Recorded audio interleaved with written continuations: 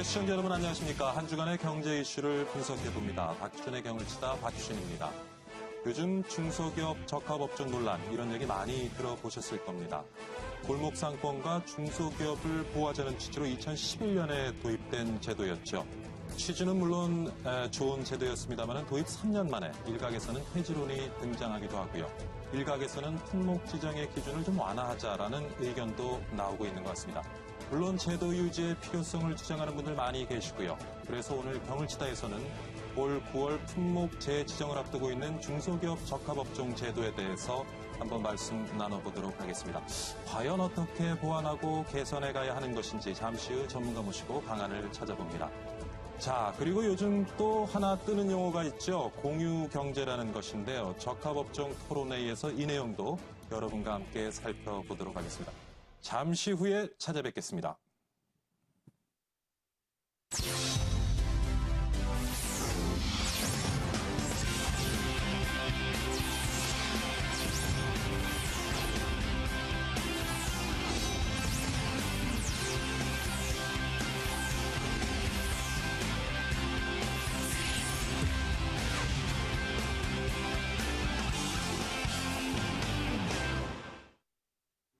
중소기업 적합업종 지정제도를 두고 이뤘던 지난 3년간의 묵은 논란이 다시금 거세지고 있습니다.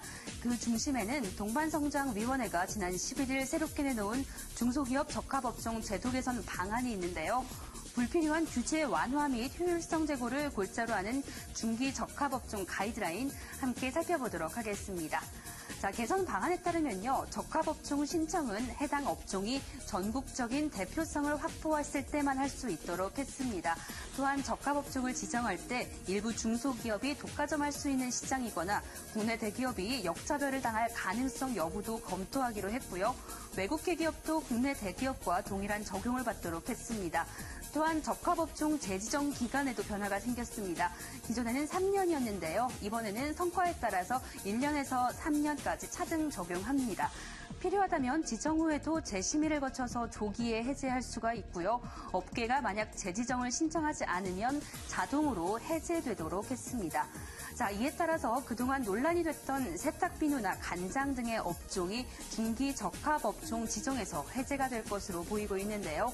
이 같은 적합업종 신청 기준이 까다롭고 또한 해제 가능성이 커짐에 따라서 대기업과 중소기업의 반응은 극명하게 엇갈리고 있습니다.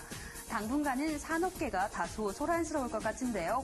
이 고비를 넘기고 대기업과 중소기업이 상생할 수 있는 해안은 무엇인지 지금까지 경을 쳐보도록 하겠습니다. 스튜디오 나와주시죠. 네, 최하나 캐스터 잘 들었습니다. 지난 11일이었죠. 방금 보신 것처럼 동반성장위원회가 적합업종 운영 개선 방안을 발표했습니다.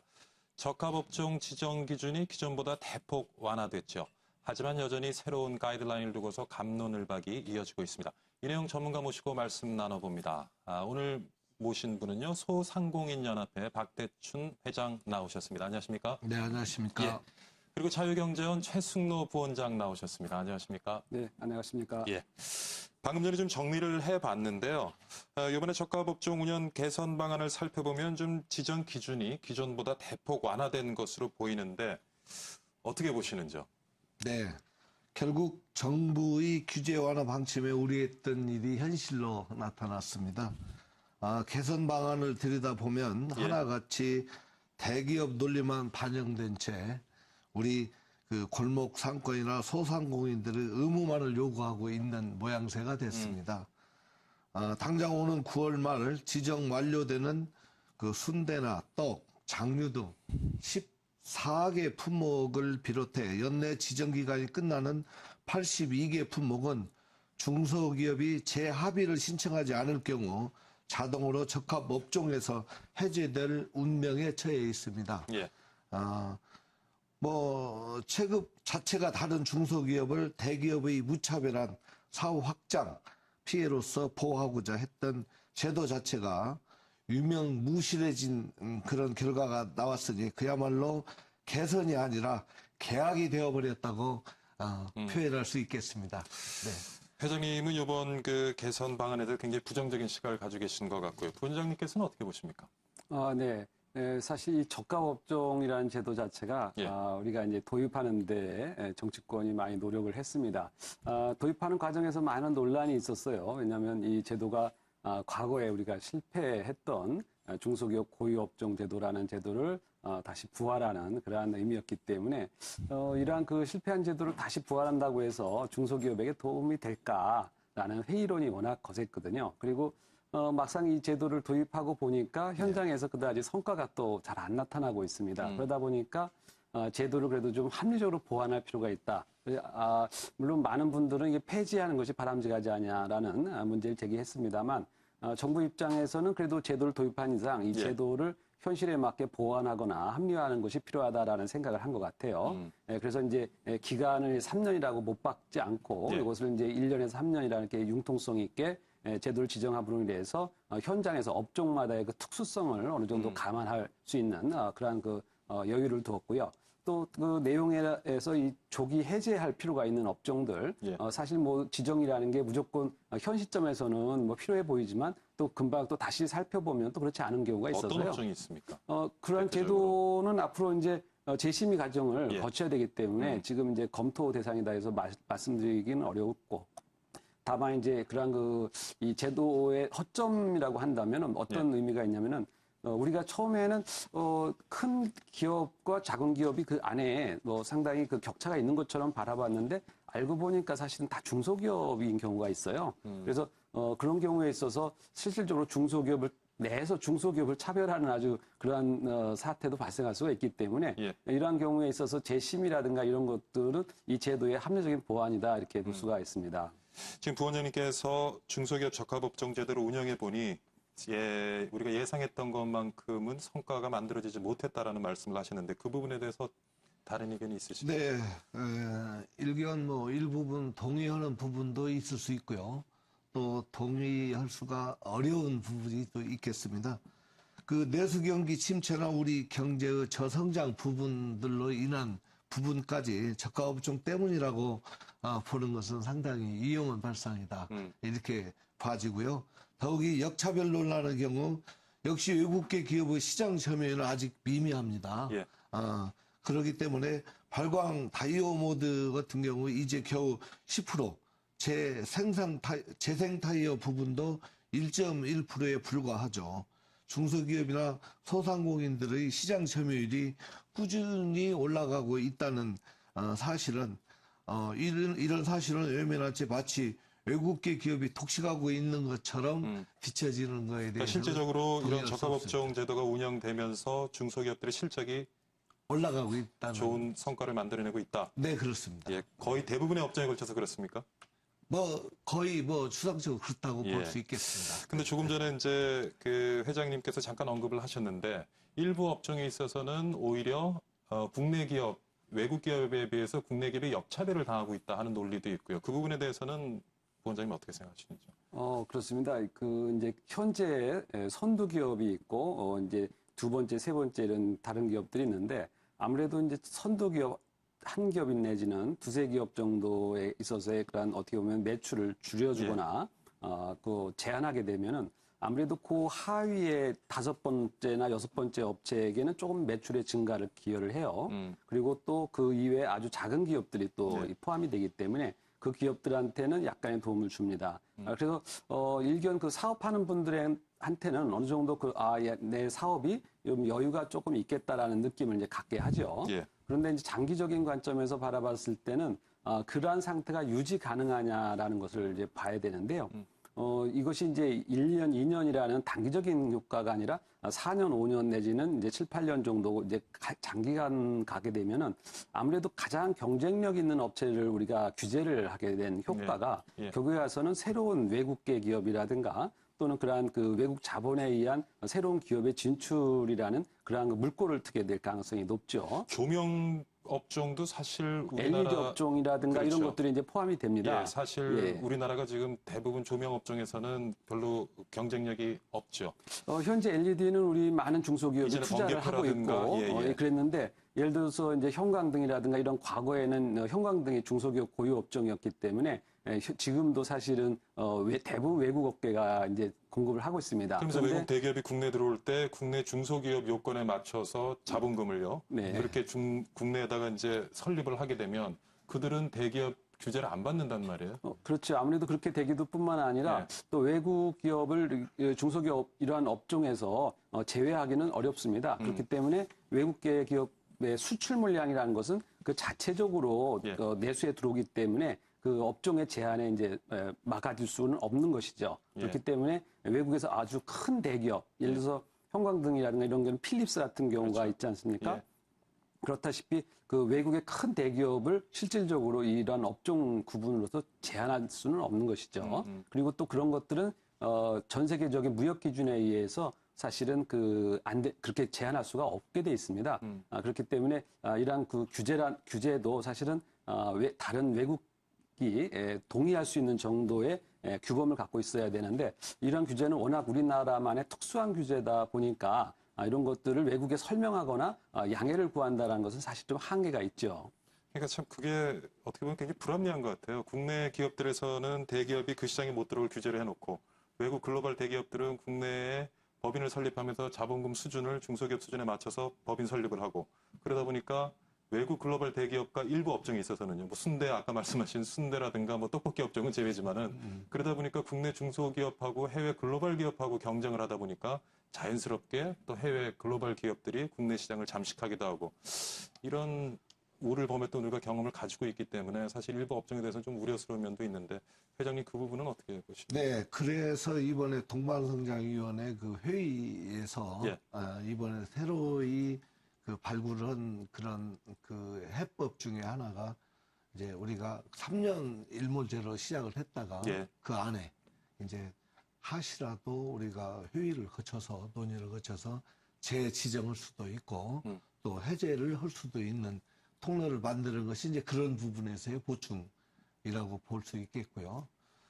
이제 그건 일견이고요. 이제 일편적인 생각이고 그 외국에서 FTA 체결 전에 만들어진 법은 일단은 국제법에서는 위법이랍니다. 그렇죠. 그렇기 때문에 저희는 이제 단지 밀고 나가는 방법 중에 하나가 민간 자율이거든요. 통반성장위원회 대통령 직속이기는 하지만 민간 자율협의체이기 때문에 민간 자율협의체는 곧 골목상권이나 우리 소상공인의 그 희망줄, 예. 그 최소한의 보호업종이기 때문에 그것조차는 그 국제법에서도 터치를 할 수 없는 그런 부분의 그 인정법이기 때문에 지금 통과가 되는 걸로 봤습니다. 그래서 아마 이번에 그 수정된 부분들이 조금은 좋은 부분에서의 효과를 나타내라고 봅니다. 그러니까 개선안의 일부에 대해서는 회장님도 동의를 하시는 동의를 거죠? 했습니다. 예, 예.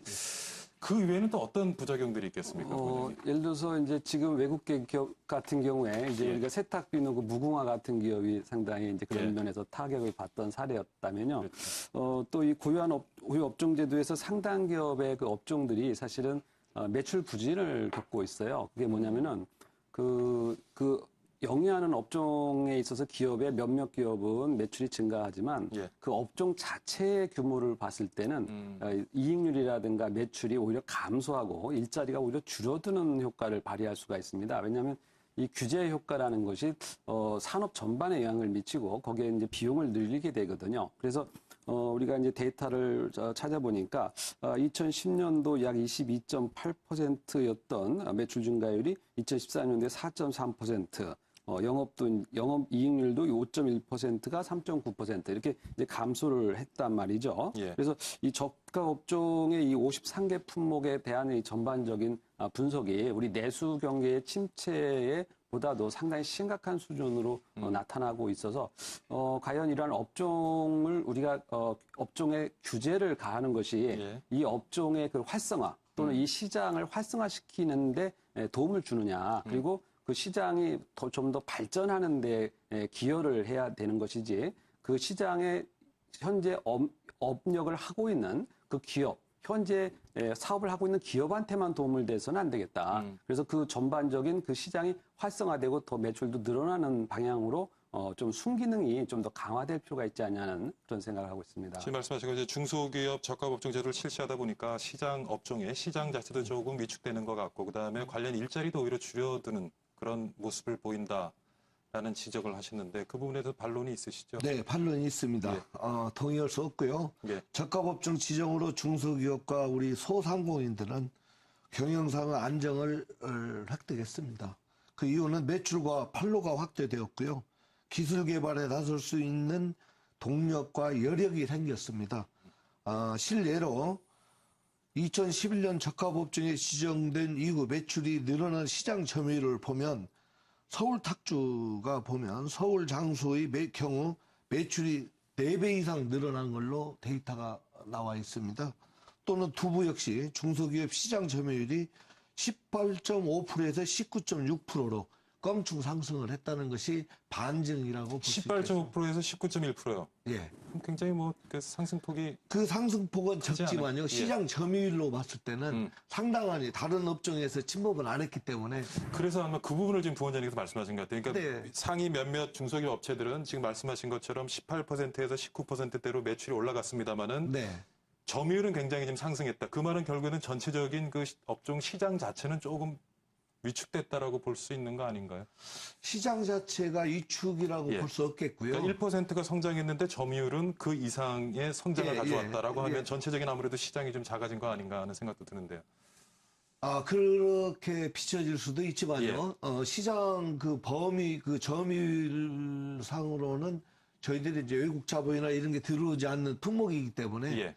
뭐 그렇게 크게 영향을 미치리라고는 보지 않고요.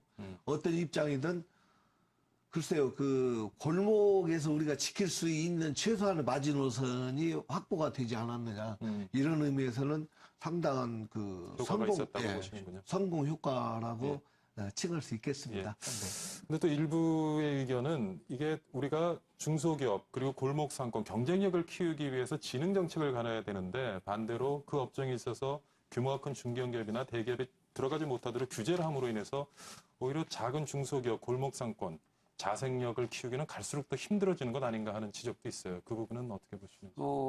그런 것 같습니다. 사실 지금 현재 대기업이 처음부터 대기업에서 출발해서 대기업이 된 경우도 있지만 사실 우리나라가 빠르게 성장을 하면서 산업이 커진 경우이기 때문에 예. 처음에는 시작은 중소기업이었다가 그것이 점점 커져서 대기업이 된 경우가 많습니다. 그 얘기는 뭐냐면 중소기업이 성장해서 대기업이 됐다는 것은 성공한 결과이거든요. 그래서 예. 가장 어떻게 보면 친중소기업의 정책의 결과였다 이렇게 볼 수가 있습니다. 그런데 그렇게 해서 막상 풀무원이라든가 이렇게 무궁화라든가 이렇게 큰 대기업이 됐는데 보니까 너는 왜 이러한 중소기업이 해야 될 업종에 대기업이 들어와 있느냐라고 해서 이제 벌을 주는 경우거든요. 그러니까 사업을 너무 잘해서 벌을 받게 되는 경우인데 사실은 그 업종에서도 중소기업이 아주 많았죠. 그런데 그렇게 성장하지 못한 기업들한테는 그러면은 잘한 기업은 좀 매출을 줄여줄 테니까 잘 못한 기업들한테 매출을 더하게 해주는 것이 과연 이게 합리적일까라고 본다면은 사실은 잘한 기업들한테 좀 억울하죠. 그래서 우리가 보기에는 소비자들이 보기에는 그렇게 1등하는 기업들이 다 대기업이라고 볼 만큼 큰 기업들은 아닌다는 것이 국제적인 시각이라고 생각이 됩니다. 왜냐하면 우리가 보통 이제 대기업 하면은 그래도 핸드폰을 만드는 삼성전자라든가 자동차를 만드는 현대자동차 이렇게 우리가 국제적으로 대기업이라고 생각할 수 있는 기업 이외에 이 수많은 업종의 1등 기업들은 대부분 사실 대부분의 국민들은 이름도 모르고 들어본 적도 없고 또 부품을 생산하거나 또는 이렇게 제3의 업체에 중간재로 판매하는 그런 기업들이 또 허다합니다. 그래서 이런 것들을 단순히 그 업종의 1등이다라고 해서 그것이 매출액이 한 몇백억 정도 된다고 해서 이것을 대기업이다 해버리면은 사실 어떻게 보면 중소기업이 성장한 것을 오히려 억제하는 장기적으로 내가 너무 잘하게 되면 또 오히려 퇴출의 대상이 되지 않을까라고 오히려 우려하게 만드는 그런 그러니까 성장에 대한 동기부여가 동기부여가 안 좀 되는군요. 낮게 만드는 이 부분에 대해서 회장님 어떻게 있습니다. 생각하세요? 네. 이제 먼저 두 가지를 말씀드릴 수 있겠는데요. 예. 첫째는 외국의 사례를 한번 예를 들어보겠습니다. 자유시장 경제의 그 상징이라고 하는 미국 뉴저지 벽겐 카운티에 보면 부르법이라는 법이 있습니다. 그 법은 그 자율적으로 그 주민들에 의해서 그 일요일은 예. 그 작은 상점들이나 소상공인들을 위해서 그 큰 마트가 자율적으로 문을 쉬어버립니다. 일요일마다. 이 법이 수년간, 수십 년간 시행되고 오고 있기 때문에 그런 면을 보면 상당히 그 체계적으로 소상공인을 위하는 그런 체계법이 형성이 돼 있다고 먼저 말씀을 드릴 수 있고요. 예. 우리나라는 이제 IMF에서 벗어나서 이제 참 OECD 가입국가 이제 출발인데 벌써부터 우리 소상공인 3년 시행해보고 이걸 또 되돌린다는 것은 저는 좀 어불성설이라고 봅니다. 그런 부분 그렇고요. 그 다음에 그 사업 조정 제도조차가 강제력을 동원할 수 없는 한계에서 우리가 했기 때문에요. 예. 또 자율적으로 서로 간에 맺은 협약이기 때문에 예. 이것은 앞으로도 지속적으로 서로 간에 상생할 수 있는 방법이기 때문에 계속 유지가 돼야 한다고 저는 보는 쪽입니다. 사실 뭐 어느 편을 드는 것이 아니라 적합업종도 결국에는 이제 중소기업, 대기업들이 상생하면서 다 잘해보자는 취지에서 동의를 하고 서로가 마련된 제도인데 그럼 좀 어떤 방향으로 이게 좀 개선이 돼야 되겠습니까? 물론 이러한 그 제도가 이제 규제로서 예. 이제 존재를 하게 되는데 이 규제라는 것이 이제 그 긍정적인 면과 부정적인 면을 다 갖고 있을 텐데 우리가 이제 긍정적인 부분은 이제 살려야 될 테고 예. 부정적인 면을 이제 가급적 줄여야 되는데 이런 것들이 그 국민의 정서에서 출발을 하거나 또는 기존에 사업하는 분들을 위해서 특별히 또 그 사업하는 분들 중에 몇 분들을 위해서 만들어진 제도인 경우에 있어서는 상당히 폐해가 클 수밖에 없습니다. 그래서 저는 이러한 그 제도라는 것은 장기적인 관점에서 이 소비자와 국민을 위한 제도로 좀 더 발전할 필요가 있다. 그래서 소비자의 이익이 얼마큼 늘었느냐, 그리고 이러한 제도 때문에 산업의 발전, 그리고 시장이 얼마나 더 활성화되고 여기에 존재하는 기업들도 좀 더 다른 시장에 영향을 미칠 정도로 또 글로벌 시장까지도 나갈 정도로 경쟁력이 늘어났느냐라는 그런 관점에서 이 제도를 평가해보고 그 제도가 그런데 기여를 한다면 그 부분은 좀 더 활성화시키고 그렇지 않고 오히려 그 사람들의 수익성만을 높이거나 오히려 다른 기업들, 잠재적인 경쟁자라든가 현재 거기서 잘하는 기업들을 단순히 배제하는 그러한 차원이었다면 이것은 제가 보기에는 좀 부작용이 있기 때문에 그런 부분의 기능은 규제는 좀 줄여주는 것이 좋겠다 이런 생각이 있습니다. 회장님 지금 말씀 중에요. 그 소비자 권익이라는 얘기가 나왔습니다. 네네네. 그래서 어떻게 보면은 뭐 꼭 대기업에 비해서 중소기업이 생산하는 제품이 경쟁력이 낮다는 의미는 아닐 수 있겠지만 네. 시장적인 관점에서는 소비자들에게 좀 폭넓은 선택을 할 수 있도록 해주는 것이 좋지 않겠느냐. 그 부분에서 두 가지 측면에서 제가 실례를 들어보겠습니다. 예. 저는 이제 사사로 있는 서점조합 연합 회장을 또 맡고 있는 사람인데요. 예. 저희가 이제 적합업종 지정이 돼서요. 이번에 책값에 대해서 이제 그 산정 기준을 한번 데이터를 내봤는데요. 예. 소비자적 입장에서 보면 이 적합업종 지정이 됨으로 인해서 가격이 착한 가격으로 도래가 됩니다. 그래서 보호해야 할 업종이기 때문에 도서관이나 이런 데서 구매를 할 때도 책값을 제값을 주고 살고 예. 또 그럼으로 인해서 작가나 이런 태생적으로 흘러다 유통이 바로 잡아지고 그래서 소비자적 입장도 소비자 입장에서 보더라도 상당한 이익이 될 수 있다. 착한 가격에 접근을 할 수 있으니까 또 양서를 접할 수 있습니다. 예. 그 다음에 둘째는 그 서민식품이라고 할 수 있는 콩나물이나 계란을 보면요. 예. 예. 같은 계란이 똑같은 계란이고 한 농장에서 나왔는데요.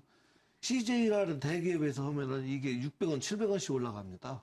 카바만 바뀌었어요. 예. 딱지만 바뀌고. 그런데 이제 이 일반 우리 계란 유통협의회에서 팔고 있는 계란에 가면 단순히 그냥 몇십 원, 몇백 원에 판매가 되고 있는 실정입니다. 그러면 같은 입장인데 이것은 어찌 보면 이게 폭리에 지나지 않는데 소비자적 입장에서도 폭리에 속지 않고 착한 가격에 품질 좋은 계란을 살 수 있다. 예. 이런 의미에서도 절대적으로 이 적합업종이 필요한 것이다. 이런 생각을 저는 피력을 할 수 있습니다. 지금 이제 계란 문제를 얘기를 하셨는데 사실 소비자 입장에서는 그런 것 같아요. 이렇게 중소기업 제품이 있고 대기업 제품이 있으면 네, 지금 네. 말씀하신 것처럼 네. 일부는 뭐 규모의 경제에서 대기업 제품이 가격이 낮을 수도 있겠고요. 근데 네, 말씀하신 네. 일부 업종에서는 대기업 제품이 가격이 높음에도 불구하고 우리가 불합리하게 그걸 선택해야 되는 그런 모순이 있기는 네, 한데 네. 사실 식품 같은 경우도 사후에 어떤 문제가 생기면 사후 처리에 있어서 중소기업보다는 대기업을 선택할 때 조금 더 사후 처리에 있어서 모르겠습니다. 그런 느낌도 소비자는 좀 있는 거예요. 그래서 제가 말씀드리는 것은 우리 중소기업도 그런 홍보 있지 않습니까? 네, 그런 거에 조금 더 지금 하고 계신 것보다는 조금 더 영향을 좀 발휘해야 되지 않을까 싶어요. 회장님 어떻게 보십니까? 네. 사실 지금- 몰라서 선택 못하는 부분이 많이 있거든요. 네, 그렇습니다. 근데 계란 같은 경우는 지금 어제 그 창고에 또 제가 방문을 했습니다. 방문을 했는데 날짜까지 생산자까지 다 찍는 책임제도로 지금 판매가 되고 있고요. 예.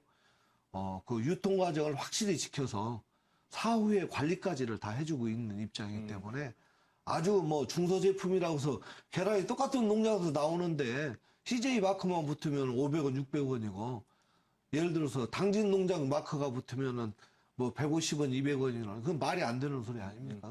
소비자적 입장에서도 예. 철저한 감시하에 또 우리 생산자나 우리 예. 소상공인도 예. 그 점은 정풍 운동이라고 할까요? 철저하게 앞으로 예. 살아남기 위한 그런 규제 방법으로 우리가 삼아서 열심히 해야 한다고 또 봅니다. 이런 업종 제한 제도가 좀 시행될 때 우리 중소기업 골목상 빨리 좀 말씀하신 것처럼 좀 유통 구조도 개선하고 여러 가지 경쟁력을 빨리 좀 찾아서 네. 앞으로 대기업과 붙어 사실 일본 같은 경우 보면은 그런 그렇습니다. 경쟁력 중소기업 골목 상권들 많이 있잖아요.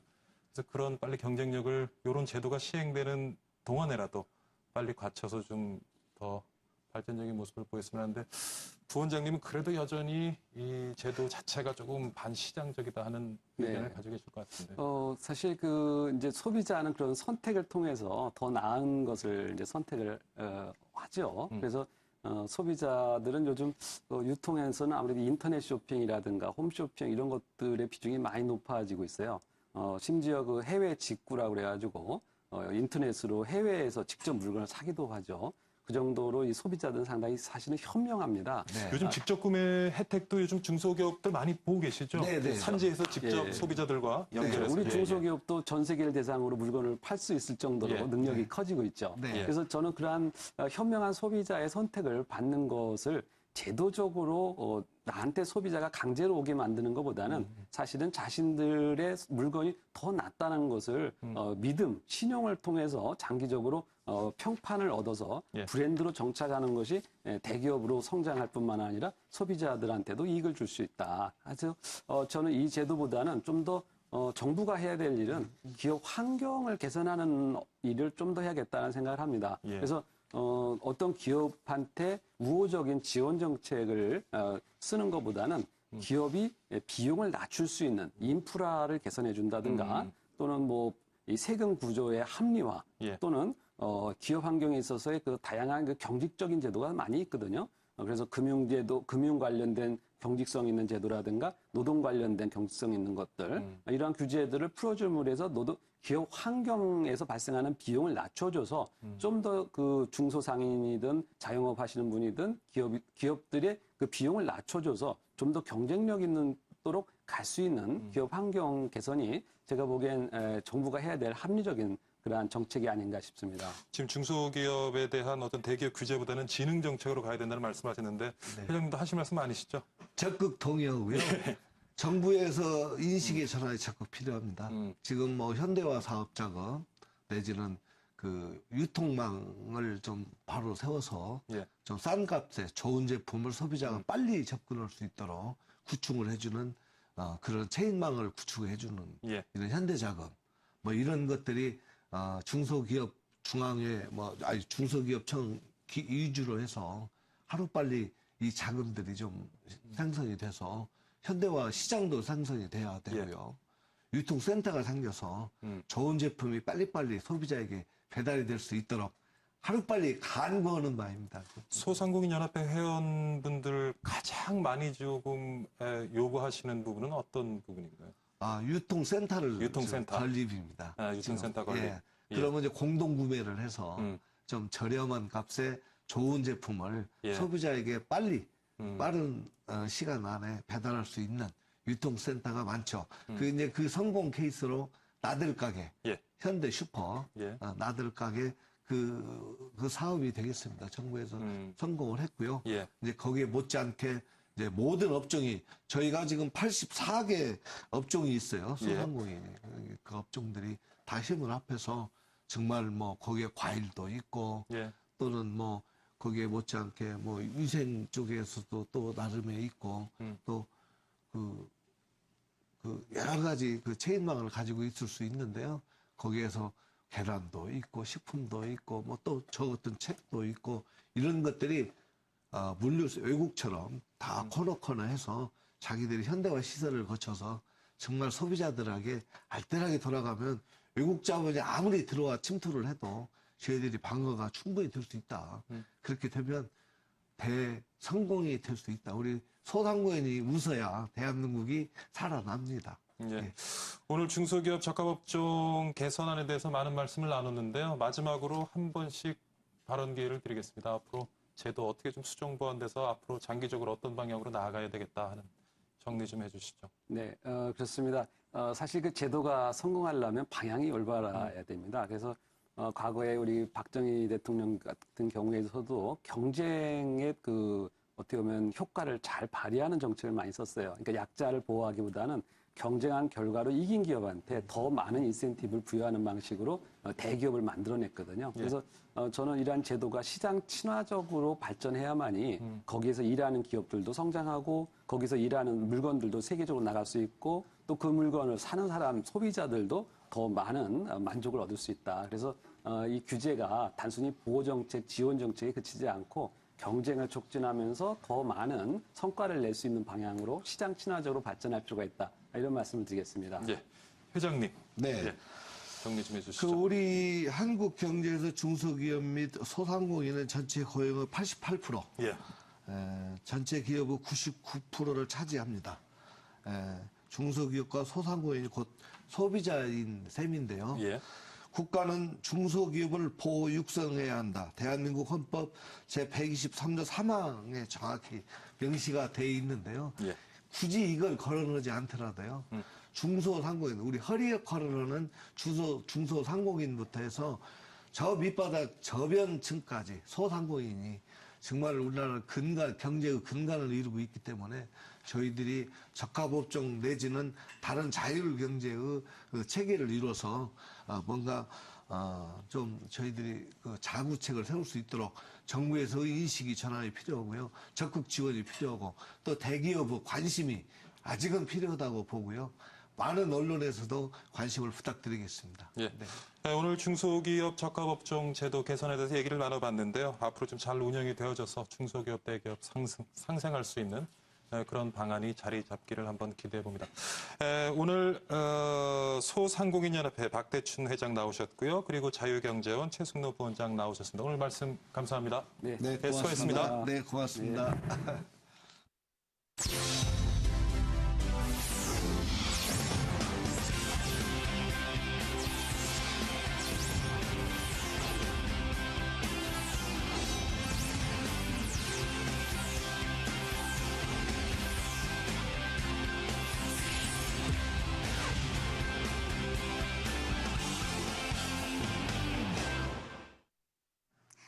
네, 여러분은 지금 박희준의 경을쳐다를 보고 계십니다. 이번에 경을쳐볼 주제는요, 바로 공유경제입니다. 최근 국내외 경제에 불고 있는 공유바람, 날로 그 기세를 더해가고 있는데요. 내 것과 내 것의 경계가 없어지고 우리가 함께 쓰는 공유경제. 새로운 경제 패러다임으로 떠오른 공유경제란 무엇인지 먼저 살펴보도록 하겠습니다. 자, 먼저 공유경제라는 개념은요, 2008년 로렌스 레식 하버드대 교수가 리믹스라는 저서에서 소개한 개념입니다. 제품이나 서비스를 여러 사람이 공유해서 자원 활용을 극대화하는 소비 경제를 일컫는 말인데요. 최근 인터넷의 발달과 스마트폰이 널리 보급되면서 다양한 공유경제 서비스를 제공하는 업체들이 속속 나오고 있습니다. 공유경제의 대표적인 성공 사례로 꼽히는 집카와 에어비앤비 살펴보도록 하겠습니다. 자, 먼저 집카는 카쉐어링 업체입니다. 2011년 미국을 시작으로 국내에도 도입이 되는데요.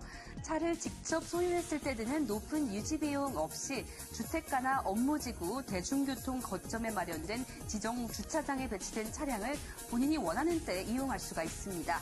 인터넷과 스마트폰 앱을 이용해서 별도의 절차 없이 바로 차량 예약과 이용을 할 수 있다고 합니다. 자, 에어비앤비는 세계적인 숙박 공유 업체입니다. 자신의 방이나 빈집, 별장 등을 임대할 수 있게 연결해주는 서비스를 제공하고 있는데요.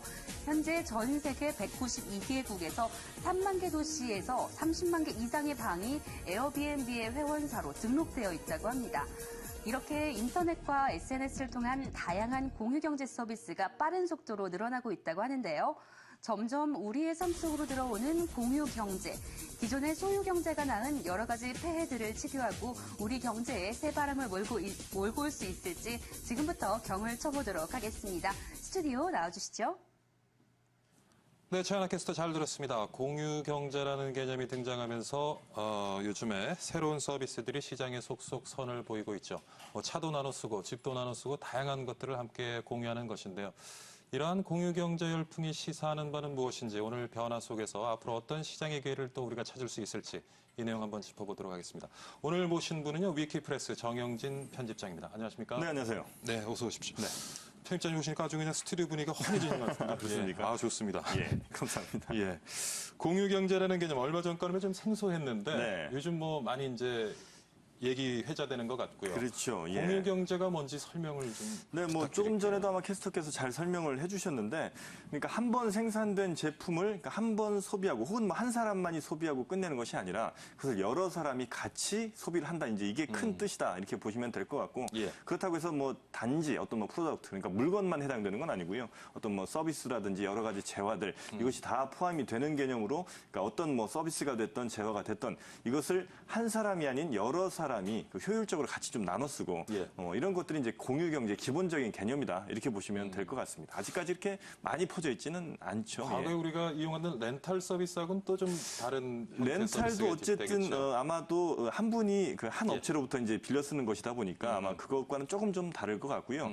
렌탈이라고 하더라도 만약에 같이 예. 렌탈에서 이제 빌려 쓴다면 이건 또 좀 뭐 공유 경제로 볼 수 있겠습니다만 제 생각에 이제 이게 가장 적당한 비유가 어떨까 싶은데, 과거에 우리 망치 같은 거 예. 집집마다 뭐 있는 집도 있었고 없는 집도 있었잖아요. 예. 근데 망치 없으면 그냥 옆집 가서 좀 빌려와라. 그렇죠. 이렇게 하면 우리는 그냥 당연히 가서 빌려오는 게 이제 예, 당연한 거였는데, 혹은 어떤 집에서 잔치한다 하면 그 동네 옆집에서 다 접시들 다 빌려줬단 말이죠. 예. 잔치할 만큼 접시는 없으니까. 그런 것들이 어떻게 보면 공유경제 이제 가장 뭐 기본 정신이다 이렇게 좀 볼 수 있을 것 같습니다. 예. 네. 예, 조금 전에 그 에어비앤비와 집카의 사례를 살펴봤습니다만 네. 그 외에도 많은 서비스들이 좀 등장하고 있죠. 그렇습니다. 뭐 집도 빌려주고요. 또 뭐 차도 빌려주고 뭐 여러 가지 빌려주는데, 저도 이 에어비앤비를 한번 해봤어요. 예, 지난 3월에 한번 일본에 갔다가 예. 도쿄에 가서 이제 호텔에서 어쨌든 자야 될 것 같았는데 이 에어비앤비를 보고 이제 한번 찾아봤습니다. 예. 근데 그 도쿄에 워낙 비싸잖아요. 예, 예. 그러니까 호텔도 아무리 작은 방도 정말 이 스튜디오에 이 테이블만한 방도 예. 한 14, 5만 원씩 하는 거예요, 우리 그렇죠. 돈으로. 그런데 그 에어비앤비를 통해서 그 남는 집을 찾아보니까 가까운 거리에도 뭐 7, 8만 원 선으로 충분히 이용할 만한 훨씬 예. 더 쾌적하고 또 여러 가지 편의 시설도 좋은 예. 이런 빈집들이 많이 있더라고요. 그래서 저도 이제 그걸 이용을 해보고 왔거든요. 예. 그러니까 해보고 나니까 전 다음에는 일본에 가서 뭐 정말 지방에 갈 땐 몰라도 적어도 도쿄라든지 뭐 예. 큰 도시 갈 때는 에어비앤비를 한번 또 해봐야 되겠다 이런 생각이 들 정도였는데, 뭐 이런 그 빈집을 빌려준다든지 아니면 차를 서로 공유해서 뭐 쓴다든지 아니면 뭐 여러 가지 뭐 조리도구 혹은 뭐 예. 아이들 그 뭐 용품 같은 거는 사실 아이들 뭐 1, 2년 금방금방 크잖아요. 그렇죠. 그러다 보니까 한 번 쓰고 좀 버리기 너무나 아깝고, 그래서 그런 것들을 이제 계속해서 이제 공유하는 이런 일들이 많이 좀 벌어지고 있습니다. 지금 일본 여행을 하시면서 가격 때문에 처음에는 에어비앤비를 선택을 하셨는데, 네. 근데 에어비앤비를 보면은 뭐 집에 방부터 시작해서 성까지 빌려준다고 그래요. 그래서 가격도 가격이지만 네. 오히려 그 좀 욕구가 다양해진 그런 소비자들의 네. 취향을 만족해 줄 수 있는 어떤 그렇죠. 서비스가 아닌가 생각이 되는데요. 그리고 이제 그 에어비앤비를 제가 보니까 사진들이 이제 쭉 올라와 있거든요. 사진을 보고 제가 직접 선택을 할 수가 예. 있어요. 근데 호텔이라고 하면 뻔하죠. 이게 그렇죠. 그냥 뭐 방, 그 방 뭐 뻔한 예, 예. 방인데 에어비앤비에는 이제 각 집마다 다 특징들이 있으니까 예. 제가 도쿄에서 예를 들어 3일을 있더라도 다 다른 집에서 한 번씩 묵고 싶은 생각이 드는 거죠. 그러니까 이런 것도 어떻게 보면 이런 공유 경제의 예. 장점이라고도 볼 수 있을 것 같고 뭐 가격적인 측면도 물론 당연하고 그렇죠. 또 대여해 준 사람 입장에서 생각을 해보더라도 예.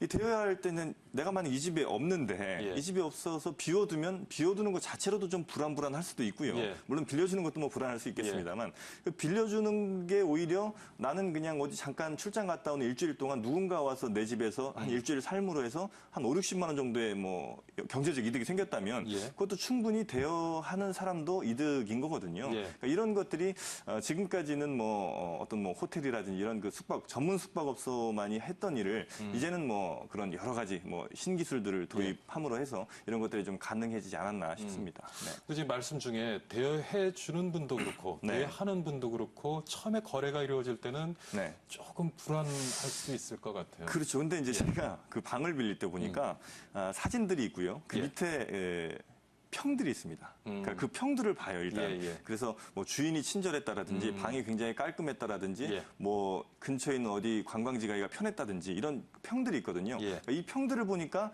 훨씬 더 좀 믿음이 좀 더 가고요. 그리고 아마 빌려주는 분들 입장에서도 만약에 내가 그냥 가서 그 평만 보고 이렇게 돈 지불하고 간다고 하면 사실 이 사람이 뭐 하는 사람인지 그렇죠. 내 집에 있는 물건들을 예. 어떻게 이상하게 쓰거나 혹은 가져가거나 예. 이런 의심을 할 수도 있을 텐데 이미 그 결제 자체를 그 에어비앤비 사이트 안에서 해버리니까 이미 뭐 돈을 그 사람에게 지불을 한 상태고 그리고 그렇게 돈을 지불했다는 것은 내 신용카드 정보가 이미 그 에어비앤비에 들어가 있기 때문에 뭐 만약에 혹시라도 내가 어떤 일을 저질렀을 때는 예. 그 에어비앤비를 통해서 그 돌려받거나 혹은 뭐 이런 피해 보상을 받을 수가 있기 때문에 그런 점들도 좀 장점이긴 하죠. 다만 그래도 악의를 가진 사람들이 예. 만약에 타인의 신용카드를 예. 이용하거나 타인의 신분을 이용한다면 뭐 그런 것까지 막기는 조금 힘든 부분도 없지 않아 있는 생각이 좀 듭니다. 예. 그렇군요.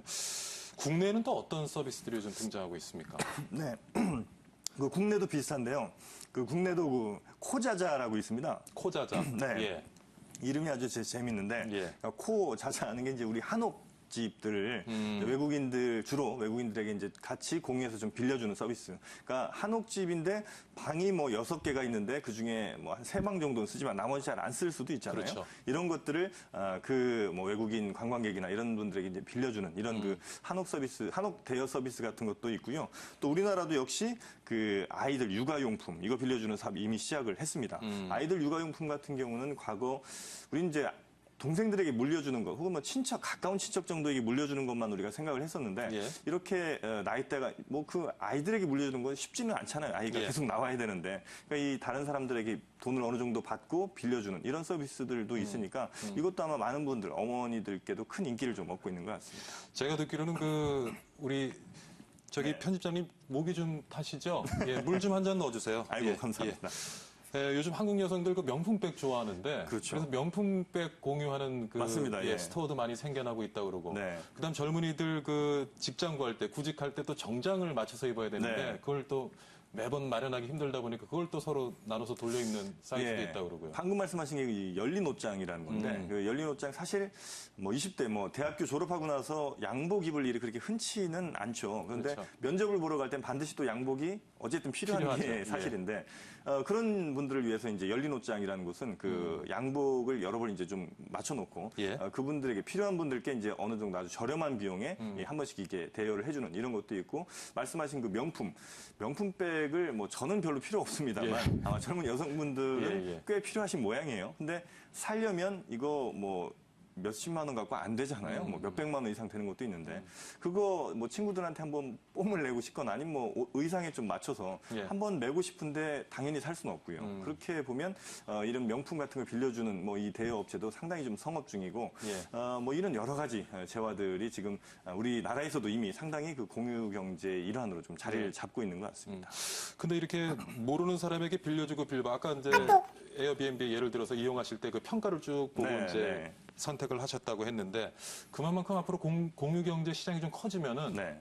신뢰, 신용 이거 굉장히 중요해질 것 같은데요. 그렇죠? 그러니까 사실 이 공유 경제의 기본은요, 신뢰가 바탕이 되지 않으면, 특히나 그러니까 모르는 사람에 대한 신뢰까지 있지 않으면 사실 이루어지기 힘든 게 사실인데, 예. 그 에어비앤비를 제가 워낙 재밌게 이용을 해서 좀 찾아봤더니 지난 2013년에 그 대여자, 그러니까 집을 빌려준 사람들이 이 에어비앤비 사이트에 항의를 한 경우가 예, 일본에서 13건이었답니다. 그러니까 그렇게 많지 않았던 거. 생각보다 그렇죠. 굉장히 그 이용했던 사람들도. 지금 에어비앤비 규모가 힐튼 호텔 프랜차이즈보다 더 크다고 그렇습니다. 대략 한 하던데요? 30만 예. 개 정도의 집이 있으니까. 그럼 굉장히 미세한 그렇죠. 그 정도면 굉장히 이제 예. 적은 숫자인 거고, 어떻게 보면 우리 지금까지 어떤 뭐 자본주의 사회에서 너무 이기적인 마음만으로 소비를 하고, 뭐 이렇게 판매를 했다면, 이런 그 공유 경제 상에서는 어쩌면 신뢰가 조금 더 밑바탕이 될 수 있는 이런 사회도 될 수 있지 않을까 하는 기대도 예. 좀 해보게 되고, 예. 다만 이제 그 미국 같은 경우에서 이 집카 있죠. 예. 이 집카 같은 경우에서 한 단계 더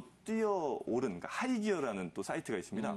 이건 뭐냐면 스포츠카 빌려주는데 아주 고급 스포츠카. 예. 예를 들면 뭐 아주 무슨 뭐 아주 비싼 몇 억대 되는 이런 스포츠카를 빌려주는 데인데 소유하기는 부담스럽고 당연히 부담스럽죠. 예. 그냥 한번 여자친구한테 운전해보고 싶고. 한번 예. 뽐내고 싶은 거였는데 한 사람이 아기를 갖고 4대의 차량을 훔쳤습니다. 차량을 훔치기는 사실은 어렵진 않죠. 예. 신분을 속이면 가능하니까. 4대의 차량을 훔쳐서 이 사이트가 망해버렸어요. 이걸 도저히 어떻게 감당할 만큼의 비용이 안 되니까. 그래서 이제 이런 경우들도 우리가 좀 참고를 해본다면, 그러니까 어떤 품목들을 우리가 공유를 해야 될지, 예. 아무리 신뢰가 기본이 되더라도 어떤 품목 이상은 좀 우리가 피해야 될지 이런 것들도 좀 우리가 정리가 좀 돼가고 있지 않나 하는 생각도 듭니다. 그리고 지금 이제 공유 경제가 좀 활성화가 되면서 네. 결국 이제 플랫폼 사업하는데요. 근데 제공자와 사용자가 플랫폼을 통하지 않고 직접 연결을 일본에 다녀오셨는데 네. 다음에는 이제 에어비앤비 통하지 않고 네. 그러면은 좀 이렇게 플랫폼 사업하시는 분들은 기회가 줄어들 것 같은데 그것도 뭐 좀 그럴 수도 있을 것 같은데요. 다만 이제 제가 다음에 갔을 때 그 집이 반드시 비어 있다는 보장이 또 없을 수 있고, 그러니까 이 IT 플랫폼이 중요한 이유가 그건 것 같습니다. 그러니까 이 플랫폼을 거치지 않으면 사실 제가 집을 찾을 때 만약에 이제 비슷한 서비스 개념으로 과거에 뭐 어떤 사람들이 내 집을 빌려주고 싶어서 뭐 투어리스트 인포메이션 같은 데다가 A4 용지 100장 같은 복사해놔서 우리 집 비었다 언제부터 예. 빈다 이걸 이제 갖다 놓는다고 치더라도 계속해서 그 관광객들이 돌아다니면서 그 인포메이션을 들러서 그걸 하나씩 또 봐야 되고 이런 부담들이 없어지는 게 이제 그런 아주 편하게 만든 그러니까 예를 들면 플랫폼 같은 거 에어비앤비 같은 플랫폼은 내가 있는 위치에서 가장 가까운 집부터 다 검색을 또 해주고 가격대별로 다 검색을 해주고 또 어떤 분위기인지 뭐 예를 들면 일본 전통 가옥인지 예. 좀 더 호텔식 현대식 건물인지 이런 것들도 다 아주 세밀하게 분류를 해주니까 물론 말씀하신 것처럼 정말 그 집이 너무나 마음에 들어서 다음에 한번 또 그냥 그 집 분께 이메일로 뭐 따로 연락을 할 수도 있겠지만 아마 그러기보다는 뭐 이 플랫폼이 워낙 잘 만들어져 있다면 예. 충분히 뭐 사업성은 없지는 않지 않을 거 생각합니다. 근데 이 공유 경제 파급 효과가 벌써 나타나는 것 같아 보니까 네. 어제 전해진 외신을 들어보니까 우버라는 네, 네, 네. 자동차 공유 업체죠. 네. 그러니까 뭐 한국에 전에 있던 그 카풀 그렇습니다. 같은 서비스인데 그게 워낙 활성화되다 보니까 요즘 런던에 택시가 잘 안 돼가지고 네. 파업에 들어가 버리더라고요. 맞습니다. 런던, 파리, 그다음에 마드리드 뭐 이런 네. 그 유럽에 있는 주요 도시들에서 말씀하신 그 서비스가 굉장히 지금 활발하게 활성화되어 이루어지고 있죠. 있거든요. 그런데 이렇게 하다 보니까 정말 그 택시 기사분들이 굉장히 이제 힘들어지는 거죠.